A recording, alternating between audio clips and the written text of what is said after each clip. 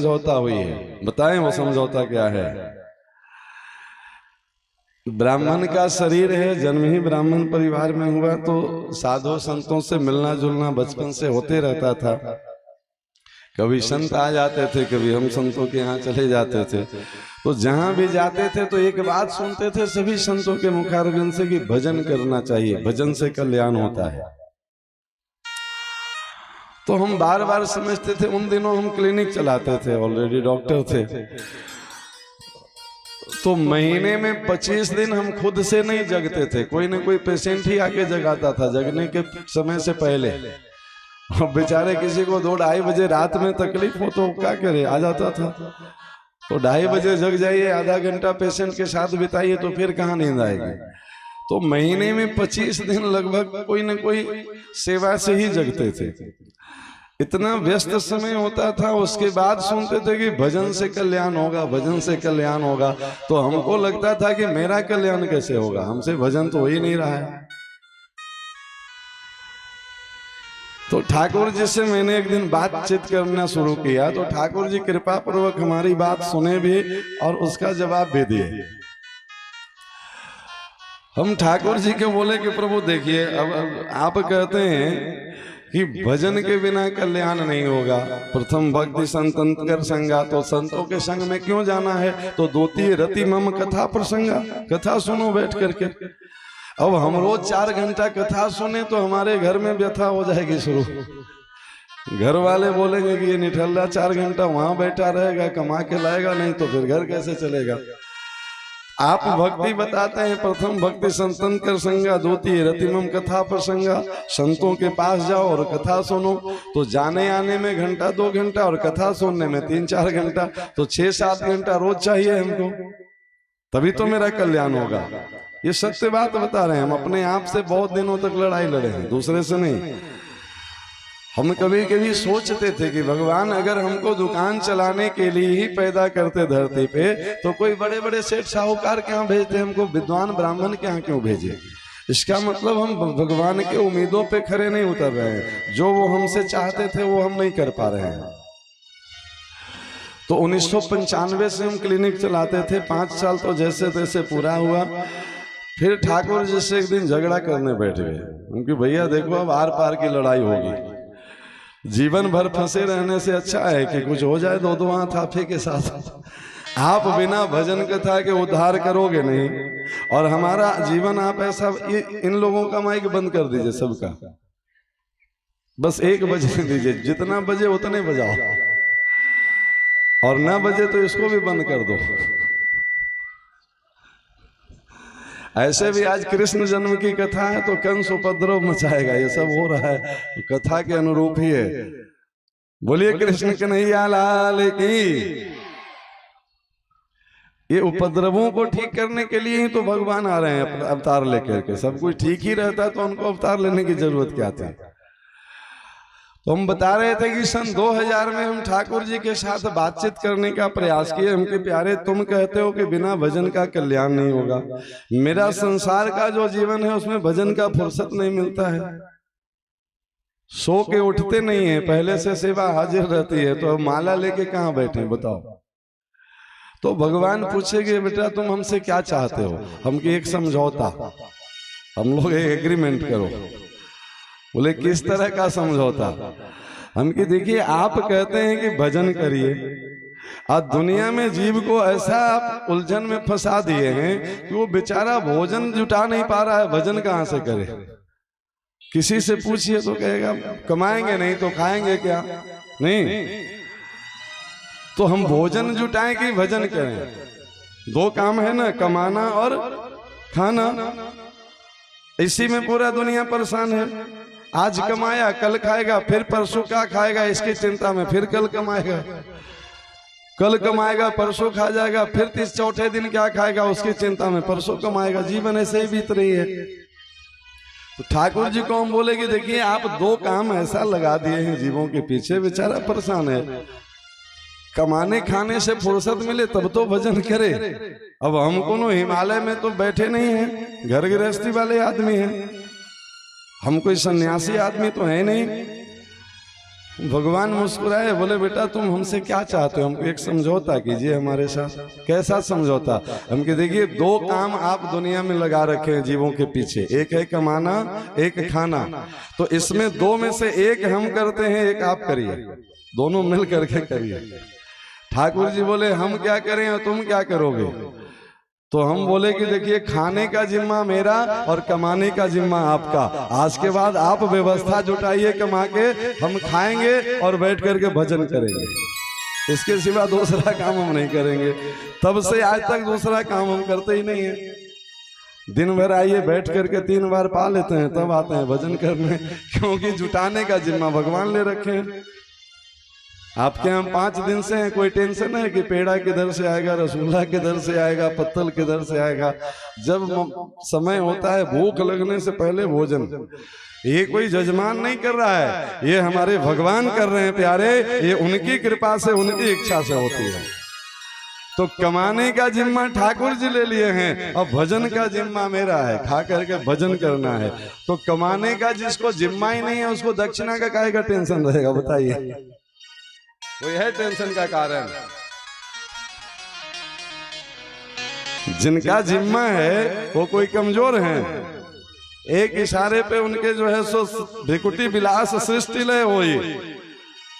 एक इशारे पे जो है सो सुदामा को द्वारिकाधीश बनाने वाले हैं। कथा सुनिएगा 7वें दिन। हम ऐसे मालिक का नौकरी करते हैं, हम जजमान की खुशामद करें कि भगवान की करें बताइए? आज 5वें दिन कथा है, किसी से 1 रुपया मांगा गया है, 9 दिन सुन लीजिए, कभी नहीं मांगा जाएगा। समझे कि नहीं? क्यों?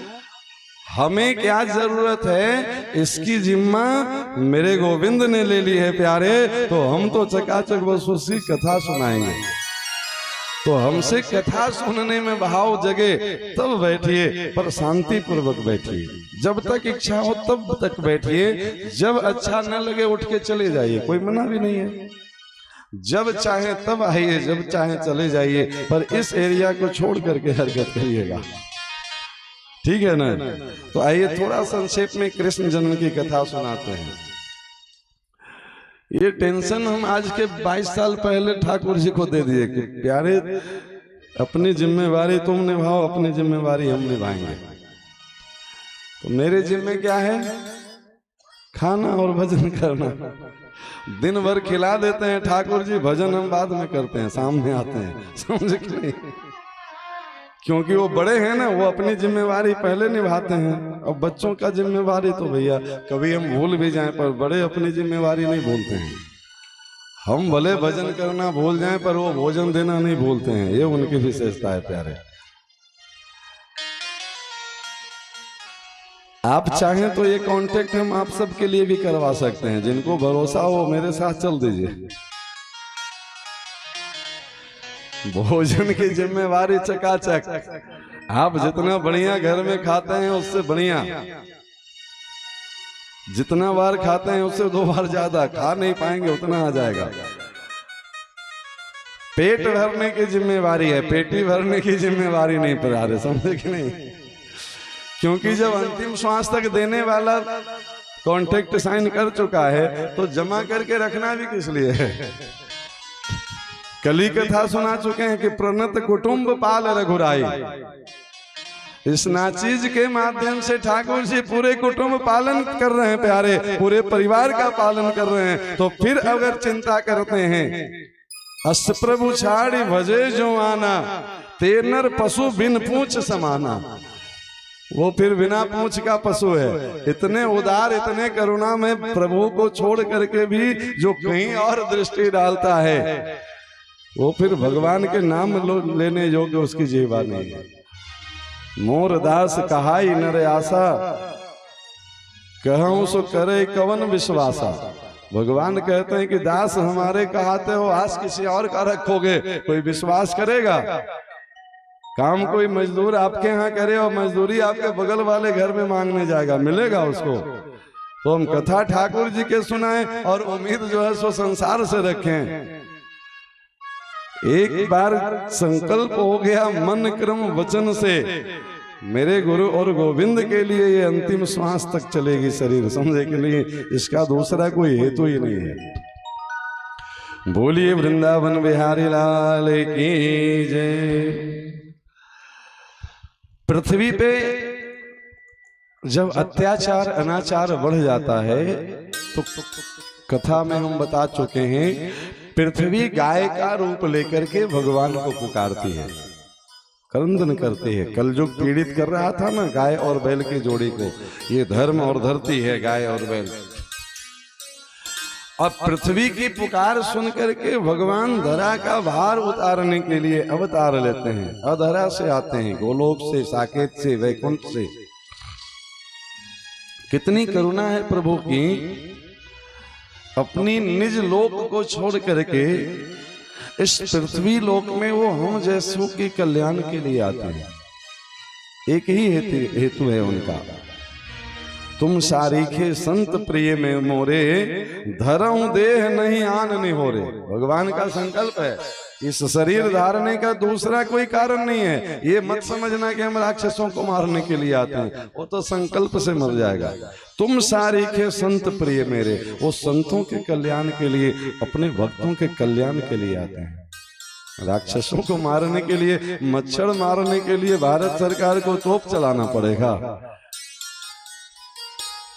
जिसकी रचना है वो चाहे तो एक बार पलक झपकते सृष्टि विलास हो जाए, भिकुटी विलास सृष्टि लय होई, भिकुटी टेढ़ी कर ले तो सृष्टि में प्रलय आ जाता है। प्यारे, राक्षसों की क्या बिसात है कि उसको मारने के लिए भगवान को आना पड़ेगा।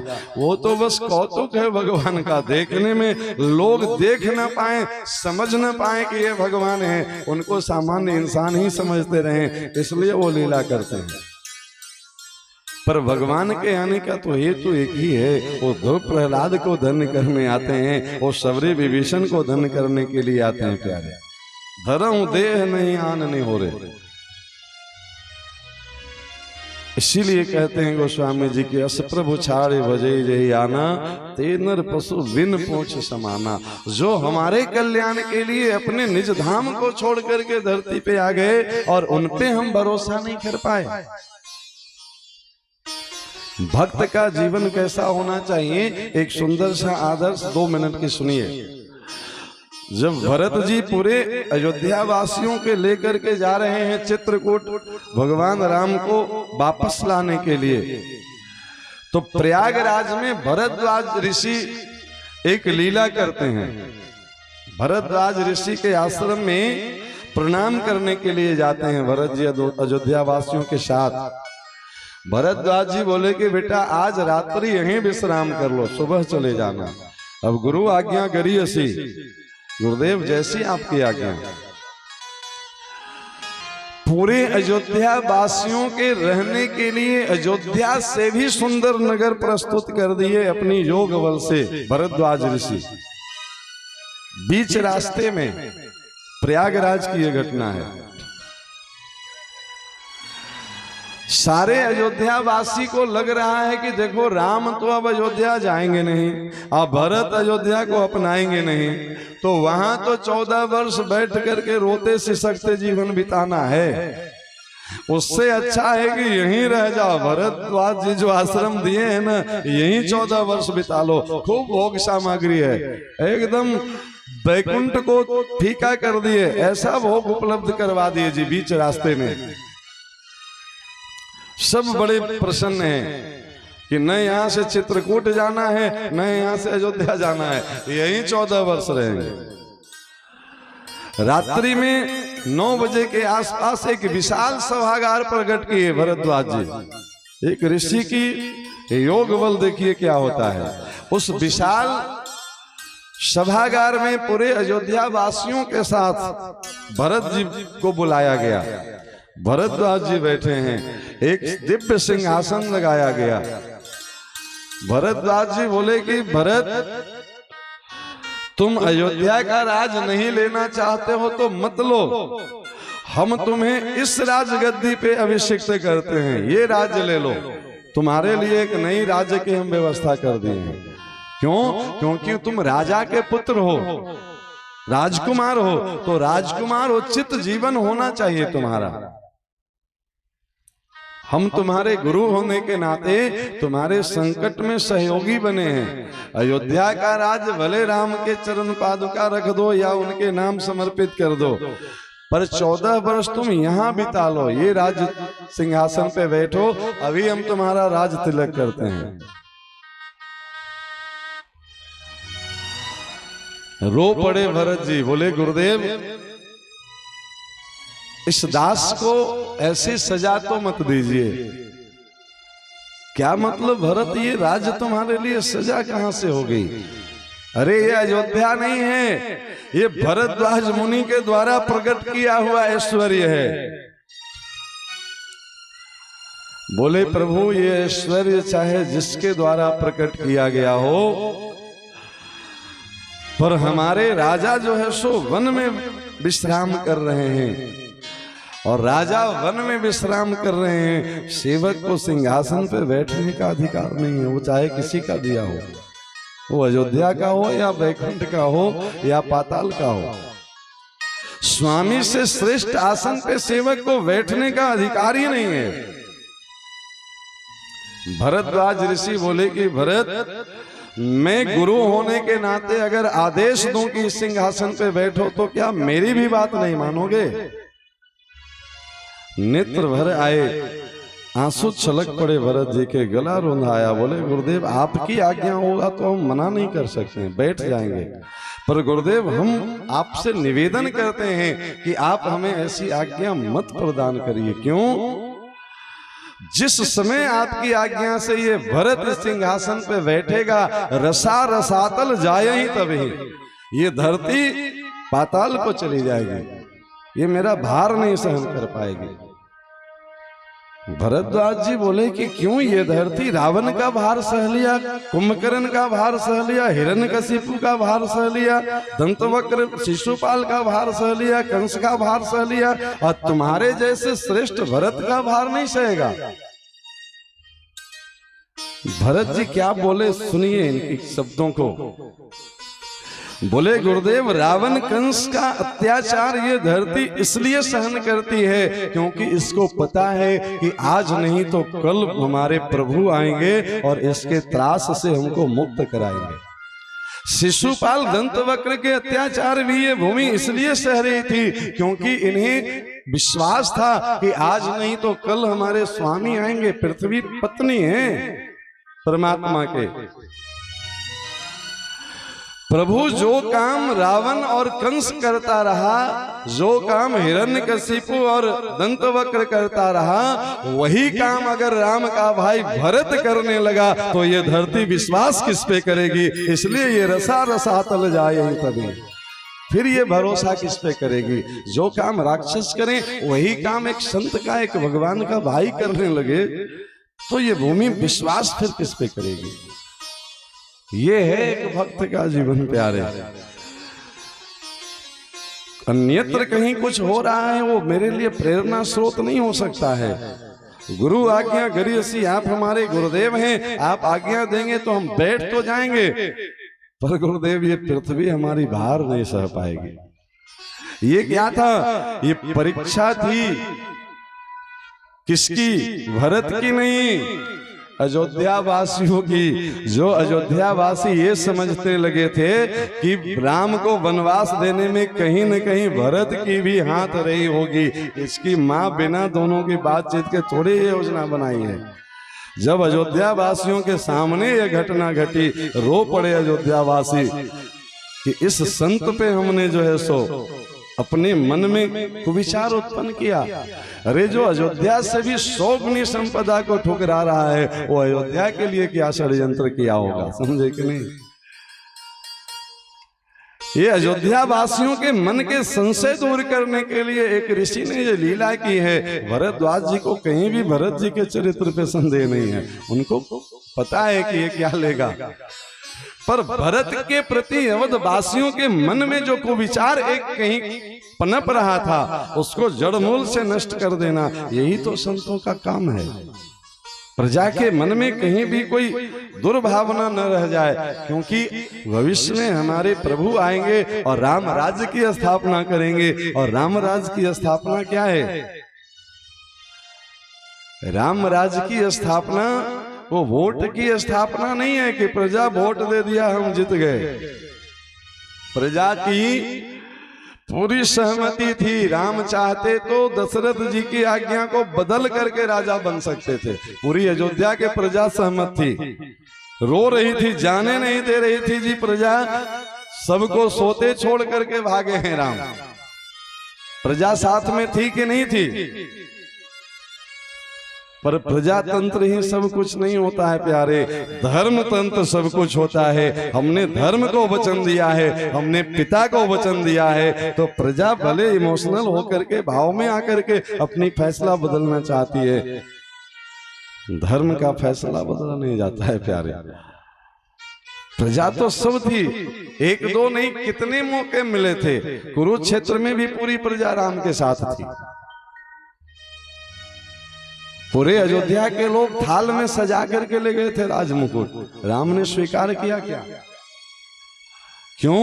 क्योंकि अभी बताए ना, इक्ष्वाकु वंश के हैं, रघुकुल रीत इनके नस नस में है। एक बार धर्म के लिए जो संकल्प ले लिया गया, बड़ा से बड़ा प्रलोभन भी उससे डिगा नहीं सकता है। पृथ्वी कराह रही है, अब पृथ्वी की पुकार सुनकर के परमात्मा अवतार ले रहे हैं। भगवान राम के जीवन में 9 का अंक बहुत महत्व रहता है। 9वीं तिथि का उनका प्राकट्य है। भगवान कृष्ण के जीवन में 8 का अंक बहुत महत्वपूर्ण है। ये 8वीं तिथि को प्राकट्य है इनका। देवकी वसुदेव के 8वें गर्भ के रूप में ये आते हैं।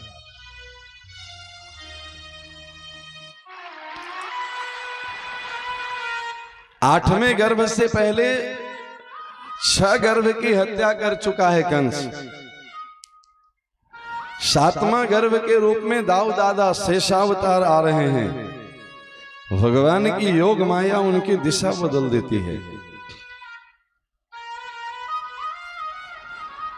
8वें अवतार के रूप में हमारे श्याम सुंदर आते हैं। ये 7वां अवतार का दिशा बदलना क्या है? आ रहे थे वो देवकी के गर्भ से, अब प्रकट हुए रोहिणी के गर्भ से। ये पहला ऐसा चमत्कार है जो बलदाऊ जी 3 महीने देवकी माता के गर्भ में पले और 6 महीने रोहिणी माता के गर्भ में पले। गर्भ ही ट्रांसफर हो गया।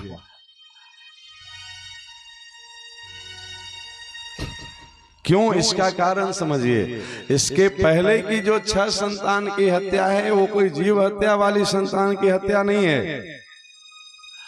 हर मनुष्य के जीवन की ये 6 संतान है। काम, क्रोध, मद, मोह, लोभ और अहंकार। संतान क्यों इसको कहा गया है? क्योंकि ये है एक, देखने में अच्छा लगता है। मूल में काम है। काम मतलब कामनाएं, इच्छा। हम कोई इच्छा आपसे रखें और आप उसको पूरा कर दें तो फिर लोभ उत्पन्न होगा। अच्छा, ये मेरा बहुत बढ़िया चेला है, जब जो बात कहते हैं तो कर देता है, तो अगले बार चंदा लेना होगा तो सबसे पहले आप ही को फोन करेंगे। ये क्या है? लोभ उत्पन्न हुआ ना। और हम कोई बात बोले और आप बिल्कुल न मानिए तो क्रोध उत्पन्न होगा कि अच्छा तुम्हारी इतनी हिम्मत, मेरी बात नहीं मानता है। तो अब बताइए, ये लोभ और क्रोध ये काम का संतान है कि नहीं है?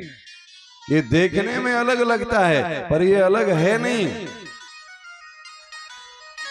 काम, क्रोध, मद, हम जो कामना किए वो मिल गया तो उसका मद नशा होता है। हम जो पद पाना चाहते थे वो पद मिल गया। हम जो धन पाना चाहते थे वो धन मिल गया। हम जो वस्तु पाना चाहते थे वो वस्तु मिल गया। तो फिर उसकी नशा बढ़ती है कि देखो हम जो चाहते हैं वो कर लेते हैं। मद बढ़ेगा और मद बढ़ेगा तो अहंकार बढ़ेगा। हमारे सामने कोई हमसे ऊंची बिल्डिंग नहीं बना सकता है, हमारे सामने कोई हमसे बढ़िया गाड़ी में नहीं चल सकता है। ये अहंकार बढ़ेगा। ये सब देखने में अलग अलग है पर ये सब मूल में कहाँ है? कामनाएं मन से उत्पन्न होती है। इच्छा कहाँ से उत्पन्न होता है?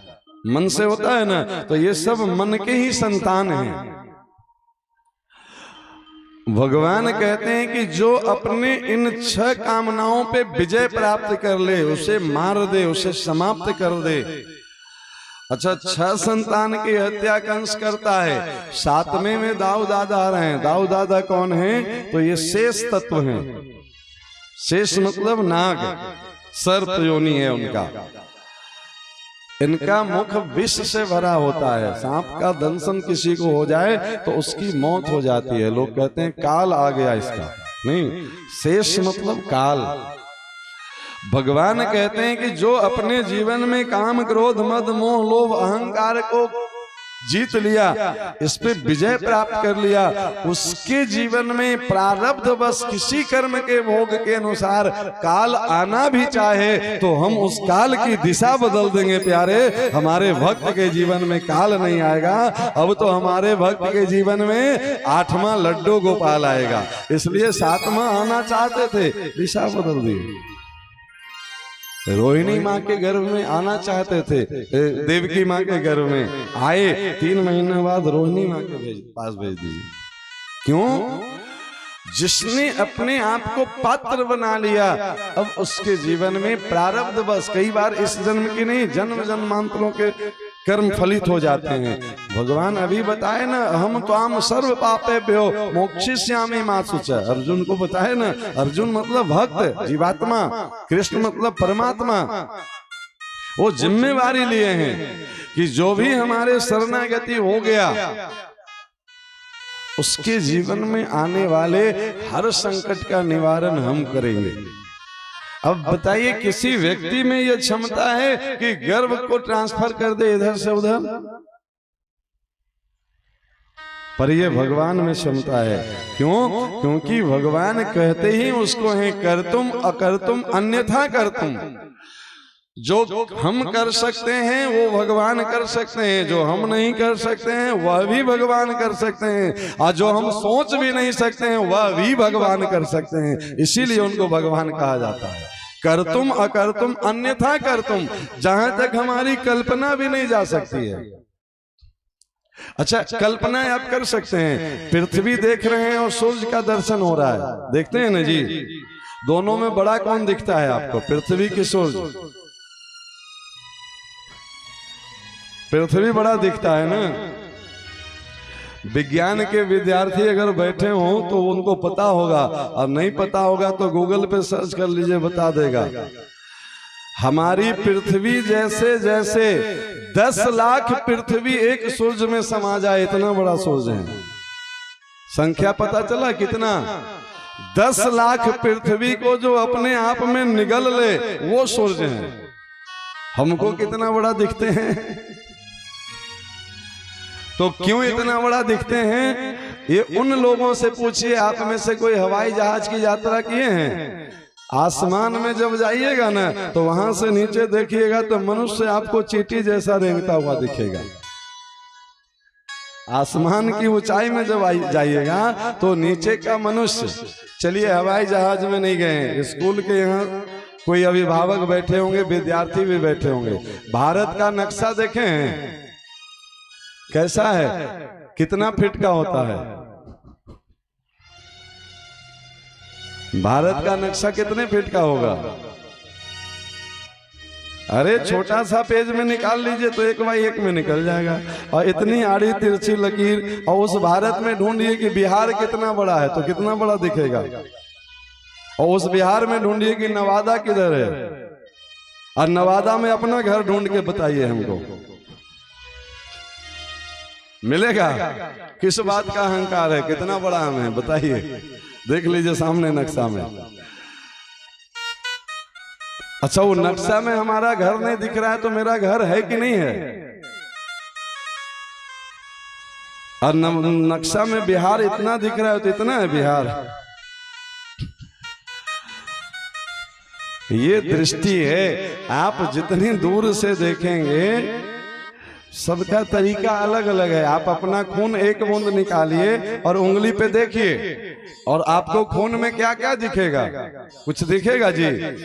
लेकिन वही एक बूंद खून लेबोरेटरी में टेस्ट करने वाला लेता है एक छोटा सा स्लैब पे, और सब पता कर लेता है कि आपके अंदर आयरन कितना है, कैल्शियम कितना है, विटामिन कितना है, मिनरल कितना है, पता कर लेता है कि नहीं कर लेता है। उसको दिखता है कि नहीं दिखता है। आपका खून है, आपको क्यों नहीं दिख रहा है? अच्छा, आपको नहीं दिख रहा है तो है कि नहीं है? ठीक उसी प्रकार से हमारी दूरी इतनी है सूर्य की कि वो उतना भी दिख रहे हैं, समझे कि नहीं? पर उनकी क्षमता कितनी है, तो हमारे एक सूर्य भगवान में ऐसे ऐसे 10 लाख पृथ्वी समा जाए, मतलब उसके बराबर नहीं। 10 लाख पृथ्वी को वो हजम कर जाए। जैसे आपके पेट में 12 पूड़ी चला जाए तो पता भी नहीं चले कि किधर है। तो 12 पूड़ी भरी थोड़े पेट है, पेट का व्यास बहुत बड़ा है। 12 पूड़ी तो इसका एक कोने में दब जाता है, जरूरत पड़ा तो 4-6 रसगुल्ला दूसरे कोने में पहुंच जाएगा, समझे कि नहीं? अब सोचिए, जब हमारी इतनी दृष्टि सामान्य भी प्रखर नहीं है, तो भगवान को हम कितना आसानी से देख पाएंगे। पर दृष्टि बढ़ाइए तो हर जगह भगवान दिखेंगे। सिया राम मैं सब जग जानी, भगवान के सिवा कुछ है ही नहीं।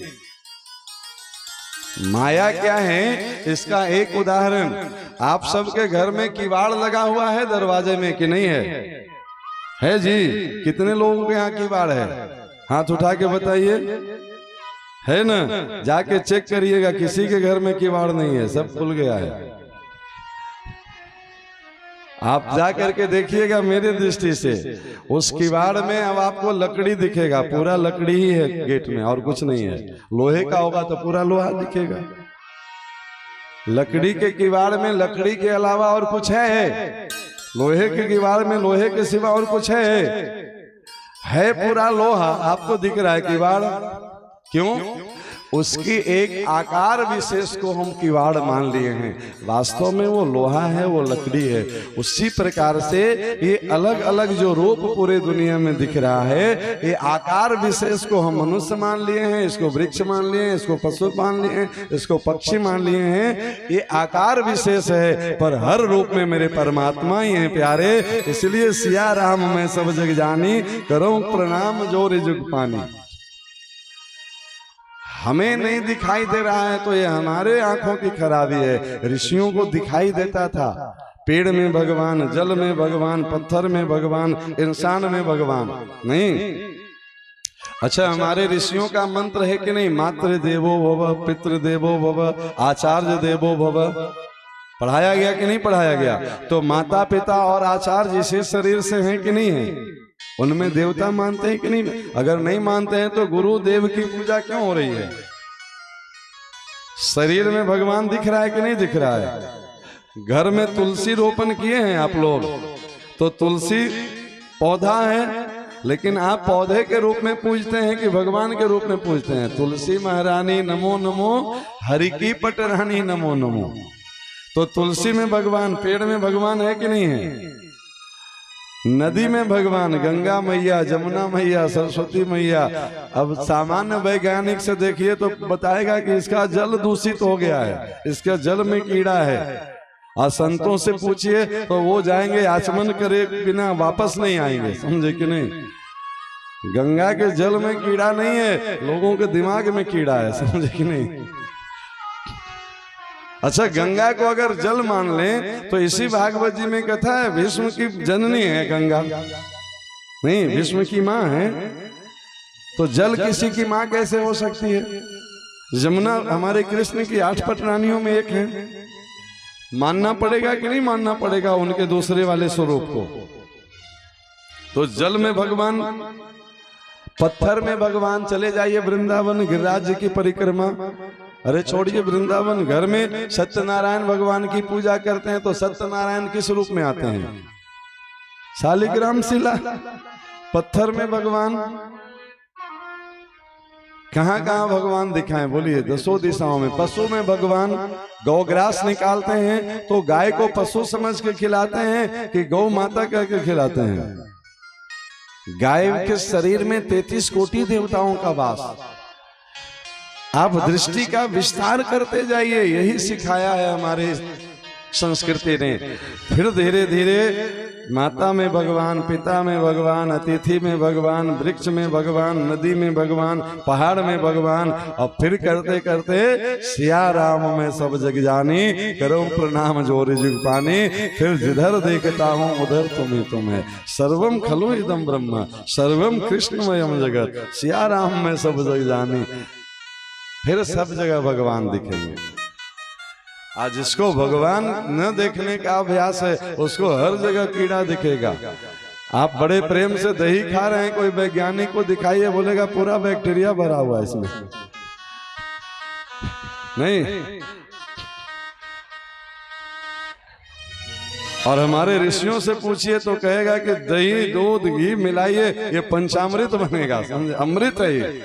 अब किसी को उसमें बैक्टीरिया दिख रहा है, किसी को उसमें अमृत दिख रहा है। ये दृष्टि ही तो हमको धर्म बता रही है। यही अर्जुन की दृष्टि है, जो कृष्ण में उनको ग्वाला दिख रहा है, यही अर्जुन का लिखा हुआ है, हे कृष्ण हे जादव माधवेति, जादव के रूप में देख रहा है, यदुवंशी के रूप में। और वही जब दिव्य दृष्टि प्राप्त कर लेता है अर्जुन, तब कहता है कि अब हम करिष्ये वचनम तव, जो आप कहेंगे वो करेंगे।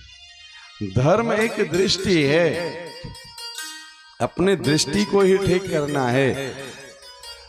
एक व्यक्ति किसी आंख के डॉक्टर के पास बैठा था, शिविर लगा था आंख जांच की। तो आंख जांच होती है, आप लोग भी कभी न कभी देखे होंगे, बहुत लोग करवाए भी होंगे।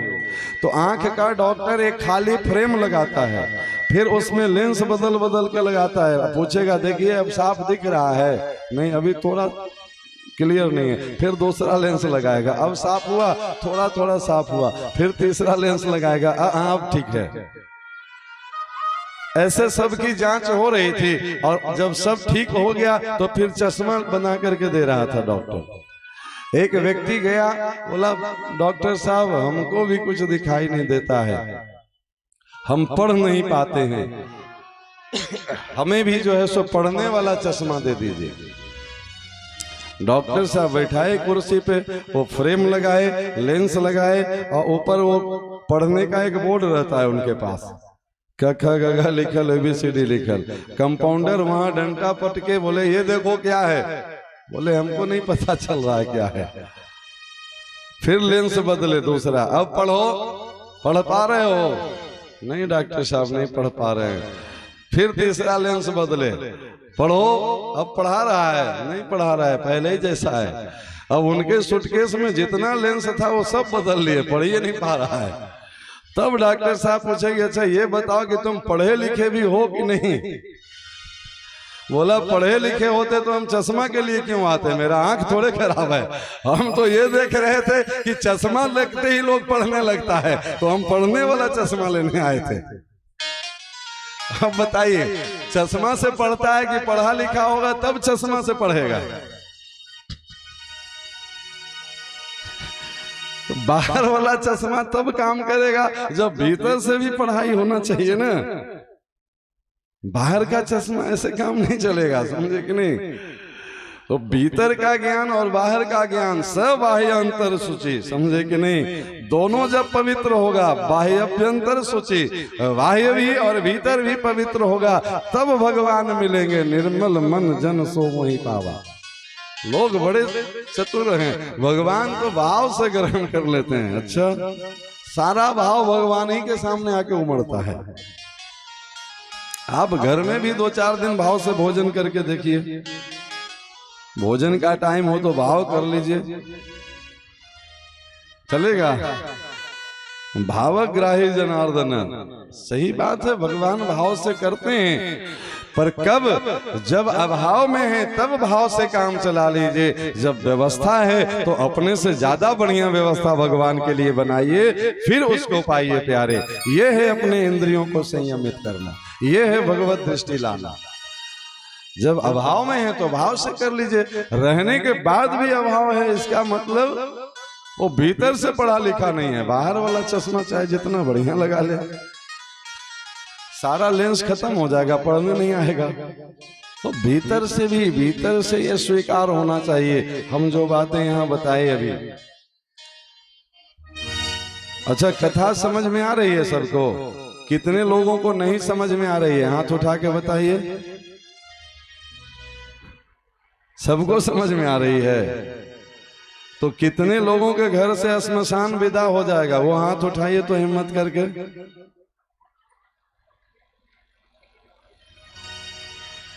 देख लीजिए, बाकी सब श्मशान में ही रहने का संकल्प लिए बैठे हैं और शरीर को कब्रिस्तान ही बना के रखेंगे। तो कैसे आप झूठ बोले कि कथा समझ में आ रही है?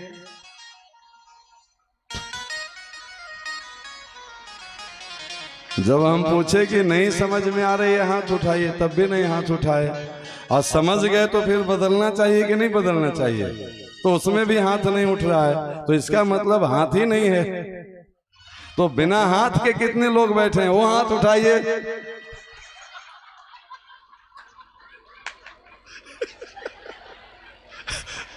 क्या बात है, एक जोरदार तालियां बजाइए।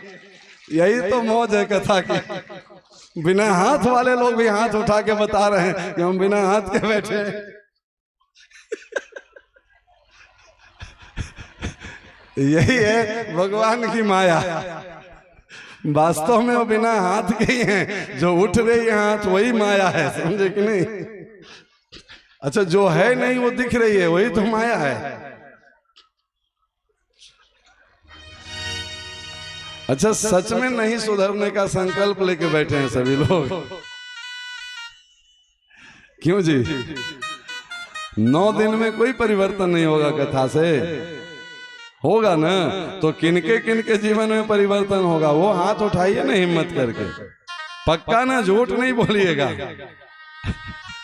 ऊपर रखिए हाथ, जिन जो उठाए हैं सो नीचे मत करिएगा।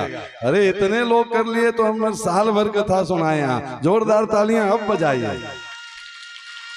ये है कथा का परिवर्तन ना। शर्मा क्यों रहे हैं? महाराज घर वाले से पूछ के नहीं आए हैं। काहे को पूछना है? घर वाले नरक जाएंगे तो आप भी जाइएगा साथ में। घर वाले की हम जिम्मेवारी लिए हैं। उनको जो खाना है वो खाएं, हमको जो खाना है हम खाएंगे। हर व्यक्ति को आत्म कल्याण के लिए अलग अलग साधन मिला है। अच्छा, सब घर वाले कथा में आए हैं आपके साथ? नहीं आए हैं तो आप आए कि नहीं आए? बस हिम्मत करिए प्यारे। बदलाव कैसे आती है उसकी एक छोटी सी कथा सुनिए। इस कलयुग की, देश की आजादी की कथा। मोहनदास करमचंद गांधी का नाम सुने हैं आप लोग? हर नोट पे बैठे हैं वो अंग्रेज के जमाने के पढ़े लिखे बैरिस्टर थे। जब हमारी यहाँ अंग्रेजों का शासन था तब वो बैरिस्ट्री पास किए थे। सोचिए कितने इंटेलिजेंट रहे होंगे, कितने संपन्न घराने के रहे होंगे। उनके जीवन की एक सत्य घटना है। वो साउथ अफ्रीका में थे और रेल के एयर कंडीशन बोगी में टिकट लेके बैठे थे रिजर्वेशन का। टीटी आया, उनको देख करके टिकट नहीं मांगा, बोला कि तुम गुलाम भारतीय हो, तुम काले भारतीय हो, इसलिए तुमको इस एयर कंडीशन बोगी में बैठने का अधिकार नहीं है। अब ये मोहनदास करमचंद गांधी पढ़े लिखे वकील थे, वो नियम कानून जानते थे, कानून ही तो पढ़े थे। बोले ये देखो मेरे जेब में टिकट है, इसी बोगी का एसी टिकट है, कानून के अनुसार हम बैठ सकते हैं। टीटी बोला कि ये तुम्हारे यहाँ का कानून नहीं है, यहाँ मेरा राज्य चलता है इसलिए मेरी कानून चलेगा। ये टिकट लेके भी गुलाम हमारे बराबर बैठने के अधिकारी नहीं है। अब टीटी बोले कि तुम बैठने के अधिकारी नहीं हो, और वकील बोले कि हमारे पास टिकट है तो कानूनी रूप से हम बैठ सकते हैं। टीटी बोला कि बस तुम 15 मिनट बैठो, 16वें मिनट में हम कानून सिखाएंगे तुमको। 15 मिनट में अगला स्टेशन आया। टीटी उधर से 4 कांस्टेबल पुलिस को बुलाया, अंग्रेज पुलिस को। दो ने मोहनदास का पैर पकड़ा, दो ने हाथ पकड़ा और उठा करके ट्रेन के एसी बोगी से बाहर प्लेटफार्म पर फेंक दिया। ये सत्य घटना बता रहे हैं, ऑन रिकॉर्ड बता रहे हैं, बाद में भी देख लीजिएगा। हमारे जैसा कोई रहता तो अपना धोती का जो धूल झाड़ता और जनरल बोगी में बैठ करके चल जाता। साउथ अफ्रीका में कौन देखने वाला था कि किसके सामने मेरी बेइज्जती हुई। पर वो कोई कमजोर मन वाला व्यक्ति नहीं था, देखने में वो दुबला पतला शरीर का था, मन बहुत मजबूत था। उसने अपने कोट पैंट से धूल झाड़ी कि नहीं झाड़ी, अपने मन में एक संकल्प किया कि यस गोरे अंग्रेज, आज तूने एयर कंडीशन बोगी से हमको निकाल के बाहर फेंकता है, मैं मोहनदास करमचंद गांधी ये संकल्प लेता हूं कि एक दिन हम पूरे भारत से निकाल के तुमको बाहर फेंक देंगे। वो मोहनदास करमचंद गांधी साउथ अफ्रीका से आए भारत और सब लोगों को बताए कि हम इसके खिलाफ लड़ाई लड़ेंगे। जो सुना बोला कि ये देख लो, ये पतला दुबला आदमी अंग्रेजों को भगाएगा। नहीं, कैसे लड़ोगे? तो अहिंसा पूर्वक लड़ाई लड़ेंगे, डंडा से खदेड़ देंगे। कुछ करने का जरूरत नहीं है, इसको एक डंडा लेकर के खदेड़ देंगे भारत से बाहर। कुछ लोग उपहास किया, कुछ लोग बोला नहीं नहीं बहुत बढ़िया है। कुछ लोग जो तैयार भी हुए उसमें दो दल बना, एक नरम दल एक गरम दल। गरम दल में सुभाष चंद्र बोस, चंद्रशेखर आजाद, खुद्दीराम बोस, ऐसे अनेक दल मिले।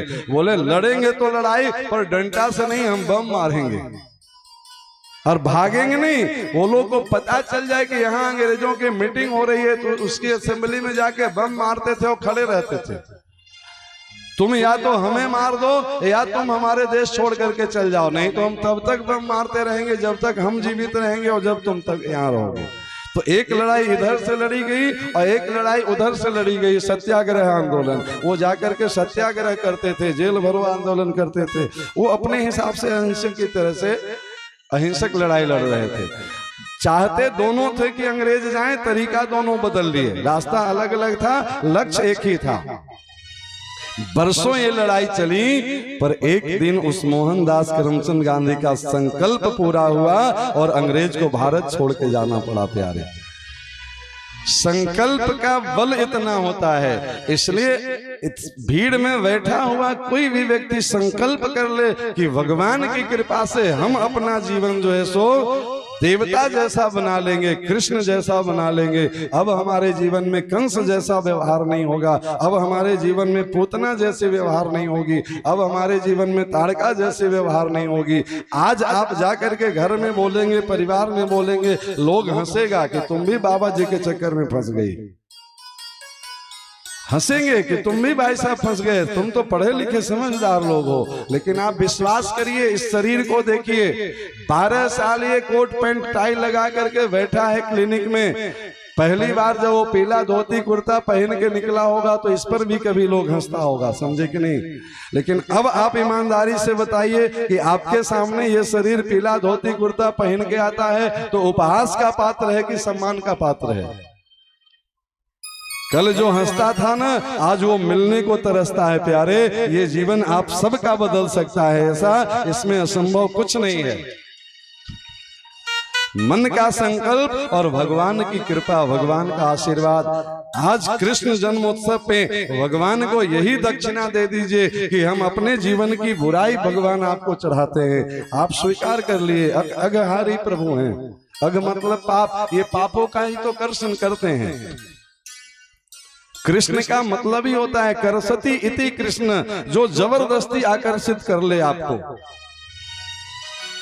आज कृष्ण जन्म पे एक संकल्प लीजिए कि आज से मेरा घर श्मशान नहीं बनेगा और मेरा शरीर कब्रिस्तान नहीं बनेगा।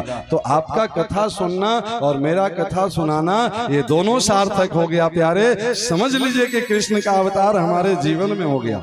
कथा में तो हो ही जाएगा, पर जीवन में हो जाए, ये बहुत अच्छी बात है।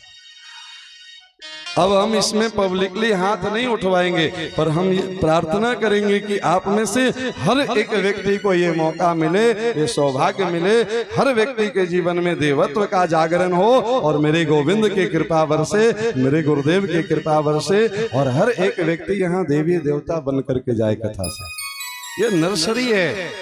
नर्सरी में सामान्य सा आम का पौधा भी बढ़िया वाला मालदा के साथ कलम लगा दीजिए तो उसका जन्म कहीं हुआ है, फल उसमें भी मालदा आने लगेगा प्यारे।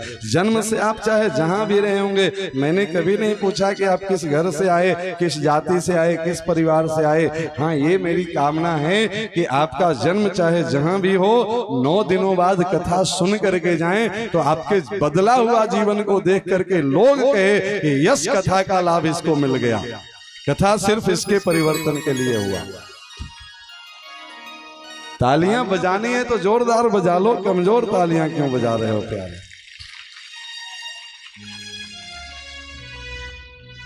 हाँ, ले आइए ठाकुर जी को, उनको कौन मना कर सकता है। वो तो निज इच्छा निर्मित तनु है। आप सब बैठे रहिएगा, बैठे बैठे यहाँ झांकी का दर्शन करना है। कोई खड़े नहीं होंगे, कोई मोबाइल से फोटो नहीं खींचेंगे। पूरी रिकॉर्डिंग चल रही है, ये वीडियो आपको मिल जाएगी। भगवान का दर्शन यहाँ मंच से ही करना है। भगदड़ जहाँ मचेगी हम उसी समय कथा की आरती कर देंगे, ठीक है। मैं शांति पूर्वक आप बैठे रहेंगे तो उत्सव का आनंद है। अभी नंदोत्सव के पद है। अब जहां भीड़ में हल्ला गुल्ला किए तो फिर हल्ला में कनेक्शन कट जाएगा, समझे कि नहीं। इसलिए जो मंच पर लेकर के आ रहे हैं, देखिए वसुदेव जी गोपाल को एक कार्यकर्ता मार्गदर्शन कर दीजिए, वो सीधे मंच पे भेजिए उनको ऊपर। भगवान यहाँ आएंगे और यहीं विराजेंगे मंच पे, यहीं से आप दर्शन करिएगा। आइए हम सब भगवान से ये कामना करें कि प्रभु इस कथा में तो आप अवतार लेके आ ही रहे हैं। देवकी और वसुदेव के जीवन की व्यथा तो दूर कर ही रहे हैं। हम भी जीव गलत संगतियों में पड़ करके भटक गए थे।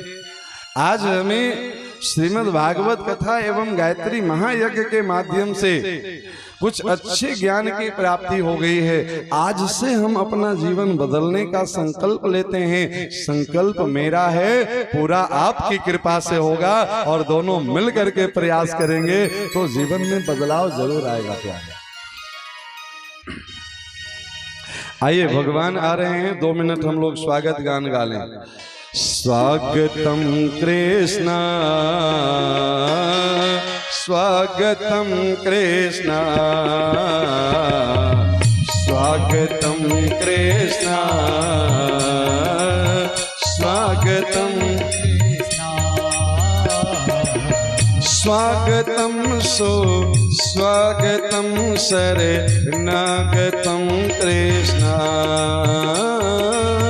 स्वागतम स्वागतम शरणागतम कृष्ण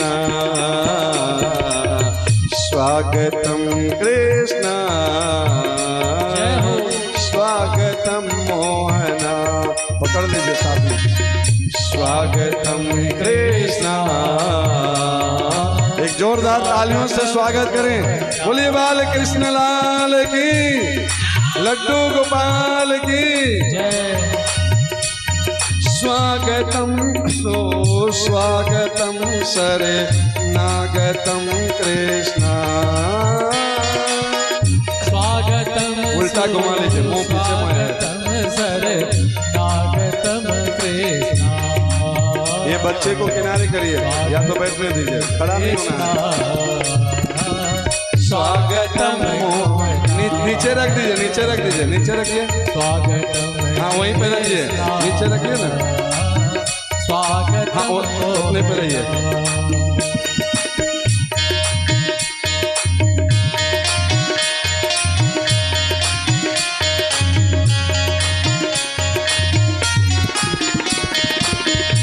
बैठ जाइए माता जी, गड़बड़ करिएगा तो फिर दिक्कत होगी। आप खड़े हो जाएंगे, पीछे वाले वो कैसे देखेगा। बैठिए, आपको देखा दे कि सब खड़े हो जाएंगे।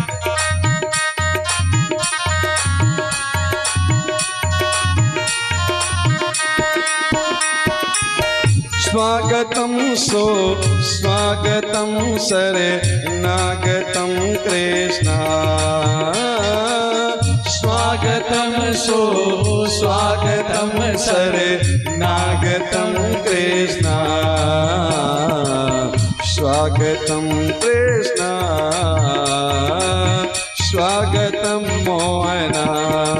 लाइए उनको हमको गोद में दीजिए, टोकरी नीचे रखिए, वो हमारे यहाँ आने के लिए रो रहे हैं। हरि जी तेरा स्वागत है, हरि जी तेरा स्वागत है, हरि जी तेरा स्वागत है, कन्हैया तेरा स्वागत है। मोहना तेरा, जोरदार तालियों से स्वागत करें। मोहना तेरा स्वागत है, गोपाला तेरा स्वागत है, मोहना तेरा स्वागत है, गोपाला तेरा स्वागत है। स्वागतम सो स्वागतम शरणागतम कृष्ण, स्वागतम सो स्वागतम शरणागतम कृष्ण, स्वागतम कृष्ण स्वागतम मोहना। 5 मिनट आप गोद में लीजिए। स्वागतम कृष्णा, स्वागतम मोहना। जैसे ही भगवान प्रकट हुए, अभी प्रकट कहाँ हुए? अभी जेल में प्रकट हुए हैं, नहीं मथुरा में है ना, कंस के कारागृह में। उत्सव कहाँ मनेगी? जब ये बाहर निकल के गोकुल पहुंचेंगे। तो अभी जेल में जैसे ही प्रकट हुए हैं तो देवकी और वसुदेव बड़े सुंदर भगवान की स्तुति गाए हैं। आइए हम सब भी एक स्तुति गा लें। भय प्रगट गोपाला दीन दयाला यशोमति के हितकारी, हर्षित महतारे रूप निहारी, मोहन मदन मुरारी, कंसासुर जाना मन अनुमाना, पोतन वेगी पठाई, सो हर्षित धाये मन मुस्काई, कई जहाँ यदुराई, ते जाय पठाए हृदय लगाए, पैदार मुख में दीना, तब कृष्ण कनाए मन मुस्काई, प्राणता सुहर लीना, जब इंद्र रिसाए मेघ पठाए, बस करिताई मुरारी, कौवन हितकारे सुर मुनि जारी, नक पर गिरिवर धारी, कंसासुर मार्यो अति ओंकार्यो, वत्सासुर संगार्यो, बकासुर आयो बहुत डेरायो, ताकर वदन विदार्यो, ब्रह्मासुर राये अति सुख पाए, मगन भयो दयावे, तिने स्तुति तिने नाथै तिनि, भाव भगति हरसावे, यह छंद अनुपाए रस रूपा, जो नर आको गावे, ते सम नहीं कोई त्रिभुवन सोई, मन वांछित फल पावे। नंद यशोदा तप कियो मोहन सो मन लाए, देखन चाहत बाल सुख रहो कछुक दिन साय। बोली बाल कृष्ण लाल की जय हो, लड्डू गोपाल की जय हो। अब देखिए, जब तक भगवान नहीं आए हैं तब तक देवकी वसुदेव के हाथ पैर में हथकड़ी बेड़ी लगी है, दरवाजे पे ताले लगे हैं, कंस के पहरेदार इंतजार कर रहे हैं। पर भगवान जैसे ही प्रकट होते हैं तो चमत्कार होता है, खुल गए सारे ताले। वाह क्या बात हो गई, जब से जन्मे कन्हैया करामात हो गई। यहाँ करामात से कम कुछ होता ही नहीं है, नहीं। तो आइए सुंदर सा 2 पद सुन लें। खुल गए सारे ताले, वह क्या बात हो गई, खुल गए सारे ताले, वह क्या बात हो गई, जब से जन्मे कन्हैया करामात हो गई, और जब से जन्मे कन्हैया करामात हो गई। आंगन घोर अंधेरा काली रात हो गई, आंगन घोर अंधेरा काली रात हो गई, और जब से जन्मे कन्हैया करामात हो गई, और जब से जन्मे कन्हैया करामात हो गई।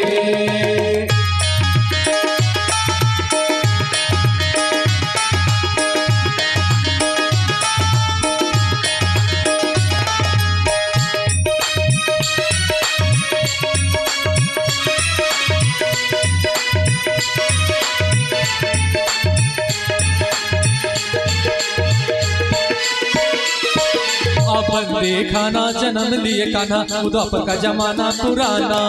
आपन देखाना जन्म लिए कान्हा वो द्वापर का जमाना पुराना। ताले लगाना वो पहरे बिठाना वो कंस का जुलुम ढाना। ताले लगाना वो पहरे बिठाना वो कंस का जुलुम ढाना। उस रात का दृश्य भयंकर था, उस कंस को मरने का डर था। बादल छाए उमड़ाए बरसात हो गई। बादल छाए उमड़ाए बरसात हो गई। और जब से जन्मे कन्हैया करमात हो गई। और जब से जन्मे कन्हैया करमात हो गई।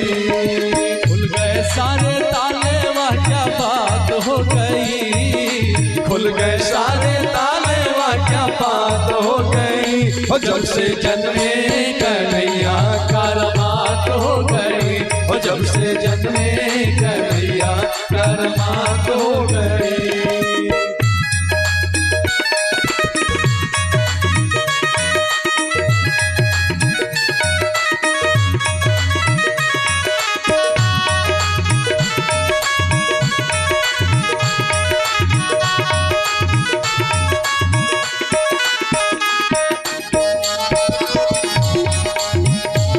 दोनों हाथ ऊपर करके तालियों की सेवा करें। खुल गए ताले सोए थे रखवाले थे हाथ में बर्छियां भाले। खुल गए ताले सोए थे रखवाले थे हाथ में बर्छियां भाले। वो दिल के काले पड़े थे पाले वो काल के हवाले होने वाले। वो दिल के काले पड़े थे पाले वो काल के हवाले होने वाले। वासुदेव श्याम को उठाया था, टोकरी ने श्री श्याम को बिठाया था। गोकुल धाए हर साए कैसी बात हो गई। गोकुल धाए हर साए कैसी बात हो गई। और जब से जन्मे कन्हैया करमात हो गई। और जब से जन्मे कन्हैया करमात हो गई। खुल गए सारे ताले वाह क्या बात हो गई। खुल गए सारे ताले वाह क्या बात हो गई। और जब से जन्मे कन्हैया करमात हो गई। और जब से जन्मे कन्हैया करमात हो गई।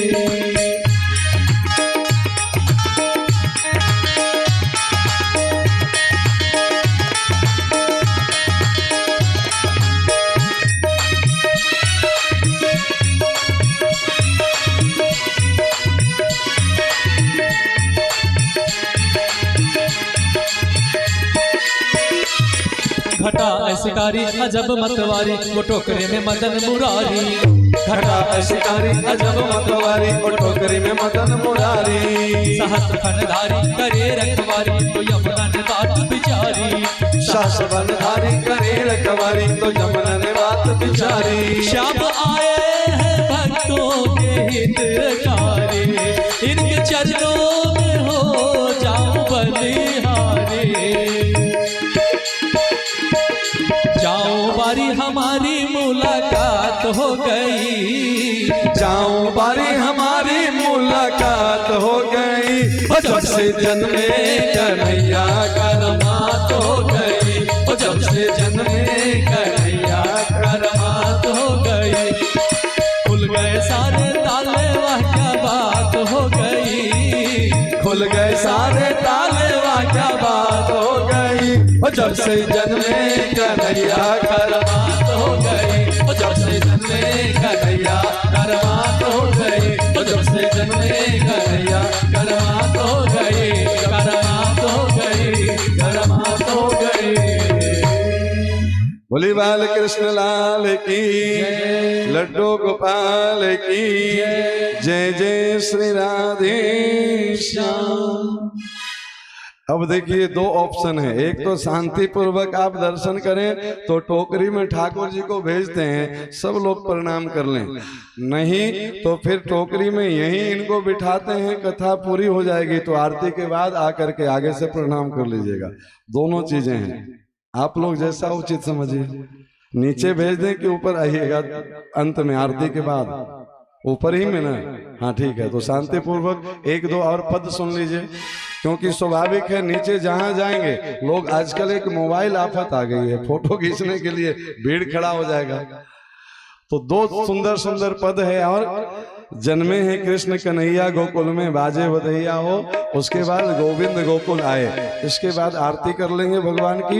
यहीं आराम से टोकरी में लेके भाई साहब बैठ जाएंगे। जिनको दर्शन करना होगा आइएगा, प्रणाम करिएगा, सबके लिए सुलभ है, 5 मिनट में सबका हो जाएगा।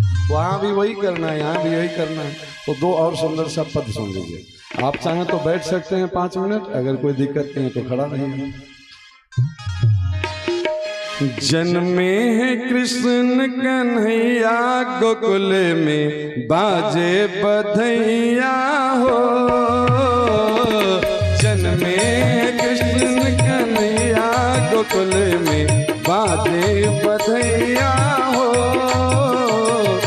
बाजे बधैया हो, बाजे बधैया, बाजे बधैया हो, बाजे बधैया, बाजे बधैया हो, बाजे बधैया, बाजे बधैया हो, बाजे बधैया। जन्मे कृष्ण कन्हैया गोकुल में बाजे बधैया हो, जन्मे कृष्ण कन्हैया गोकुल में बाजे बधैया हो।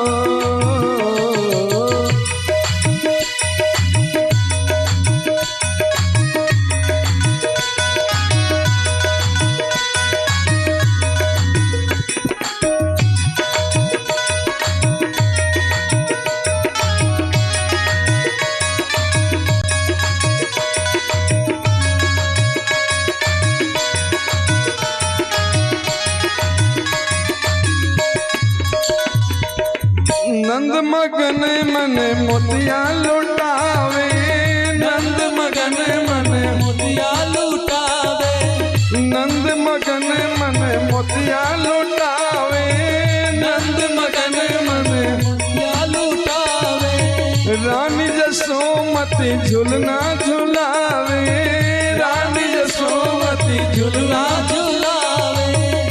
देखो बाज रही घर घर से नैया गोकुल में बाजे बधैया जी, देखो बाज रही घर घर से नैया गोकुल में बाजे बधैया जी, बाजे बधैया जी, बाजे बधैया, बाजे बधैया जी, बाजे बधैया, बाजे बधैया जी, बाजे बधैया, बाजे बधैया जी, बाजे बधैया। जन्मे कृष्ण कन्हैया गोकुल में बाजे बधैया जी, जन्मे कृष्ण कन्हैया गोकुल में बाजे बधैया जी।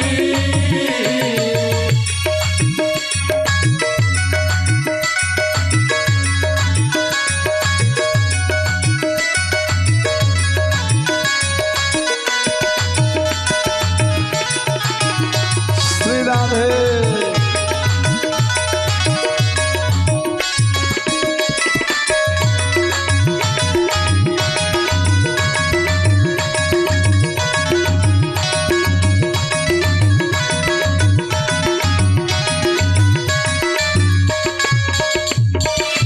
कृष्ण की छवि में है जादू और टोना, कृष्ण की छवि में जादू और टोना, कृष्ण की छवि में है जादू और टोना, कृष्ण की छवि में जादू और टोना। सुंदर मनोहर रूप सलोना, सुंदर मनोहर रूप सलोना, सुंदर मनोहर रूप सलोना, सुंदर मनोहर रूप सलोना। आए बलदाऊ जी के भैया गोकुल में बाजे बधैया जी, आए बलदाऊ जी के भैया गोकुल में बाजे बधैया जी, बाजे बधैया जी, बाजे बधैया, बाजे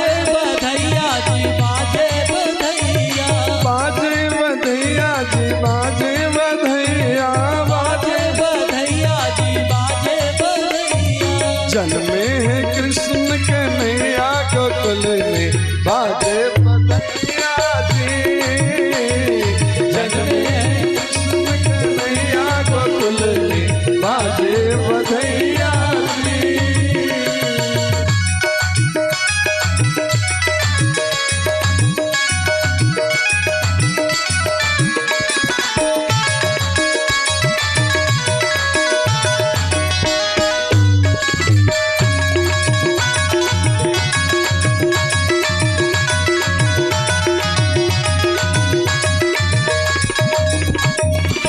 ब्रजवासी सब मगन होई के नाचे, ब्रजवासी सब मगन होई के नाचे, ब्रजवासी सब मगन होई के नाचे, ब्रजवासी सब मगन होई के नाचे।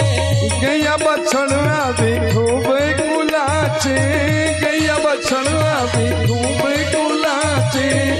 ग्वाल गोपी नाचे तथा थैया गोकुल में बाजे बधैया जी।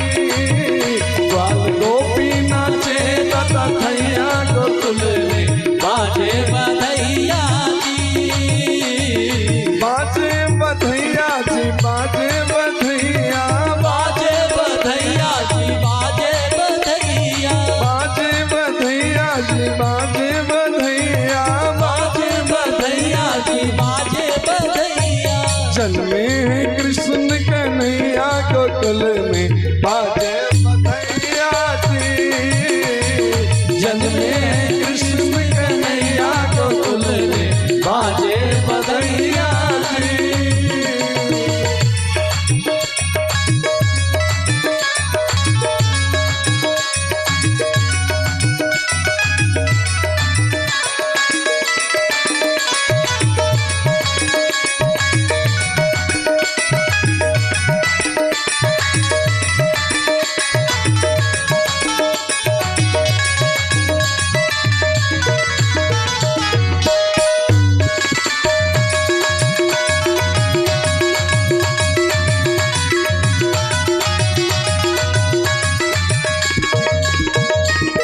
मंगल गान सब ऋषि मुनि गावे, मंगल गान सब ऋषि मुनि गावे, मंगल गान सब ऋषि मुनि गावे, मंगल गान सब ऋषि मुनि गावे। अनुज देवेंद्र फूल बरसावे, अनुज देवेंद्र फूल बरसावे। धन धन जशोदा मैया गोकुल में बाजे बधैया जी। धन धन यशोदा मैया गोकुल में बाजे बधैया जी। बाजे बधैया जी, बाजे बधैया, बाजे बधैया जी, बाजे बधैया, बाजे बधैया जी, बाजे बधैया, बाजे बधैया जी, बाजे बधैया। जन्मे है कृष्ण कन्हैया गोकुल में बाजे बधैया जी। जन्मे हैं कृष्ण कन्हैया गोकुल में बाजे बधैया जी। जन्मे है कृष्ण कन्हैया गोकुल में बाजे बधैया जी। जन्मे हैं कृष्ण कन्हैया गोकुल में बाजे बधैया जी। क्या बोलेंगे? राधे राधे, थोड़ा प्यार से बोलेंगे, राधे राधे, जोर से बोलेंगे और जोर से बोलेंगे। अब एक और सुंदर सा पद दो अंतरा का, उसके बाद आरती।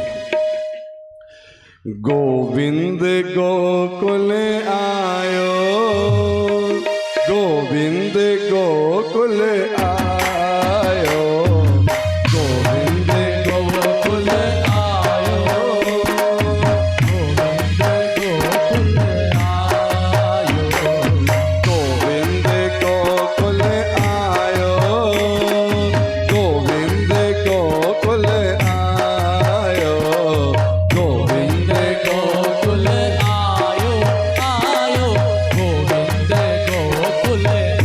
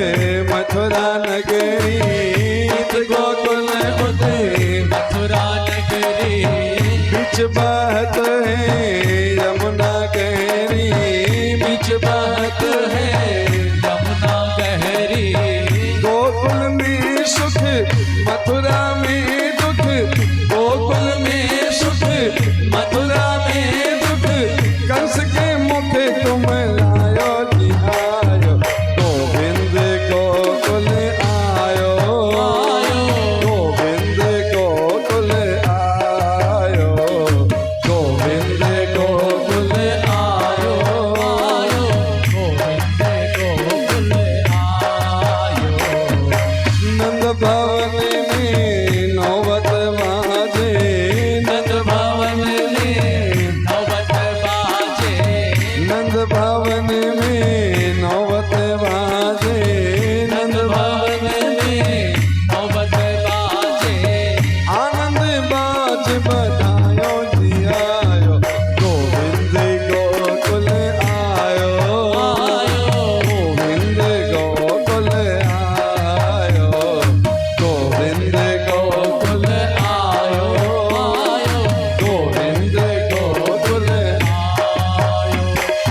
नंद घरा नंद भयो जय कन्हैया लाल की हरे नंद घरानंद भयो जय कन्हैया लाल की नंद घरा नंद भयो जय कन्हैया लाल की नंद घरानंद भयो जय कन्हैया लाल की जय कन्हैया लाल की जय हो गोपाल की जय कन्हैया लाल की जय हो गोपाल के जय कन्हैया लाल की जय हो गोपाल की जय कन्हैया लाल की जय हो गोपाल की नंद घरा नंद भयो जय कन्हैया लाल की नंद घरानंद भयो जय कन्हैया लाल की नंद घरा नंद भयो जय कन्हैया लाल की नंद घरानंद भयो जय कन्हैया लाल की हाथी दिनों घोड़ा दिनों और दिनों पाल की हाथी दिनों घोड़ा दिनों और दिनों पाल की हाथी दिनों घोड़ा दिनों और दिनों पाल की हाथी दिनों घोड़ा दिनों और दिनों पाल की नंद घरा नंद भयो जय कन्हैया लाल की नंद घरानंद भयो जय कन्हैया लाल की नंद घरा नंद भयो जय कन्हैया लाल की नंद घरानंद भयो जय कन्हैया लाल की काहे को हाथी घोड़ा काहे को पाल की काहे को हाथी घोड़ा काहे को पाल की काहे को हाथी घोड़ा काहे को पाल की काहे को हाथी घोड़ा काहे को पाल की नंद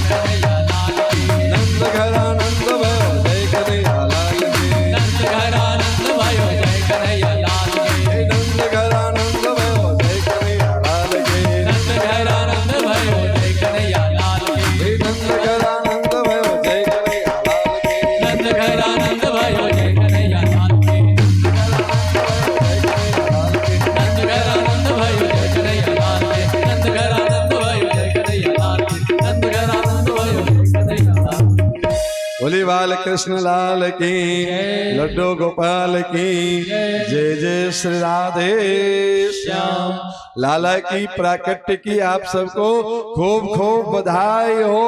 बधाई हो, बधाई हो।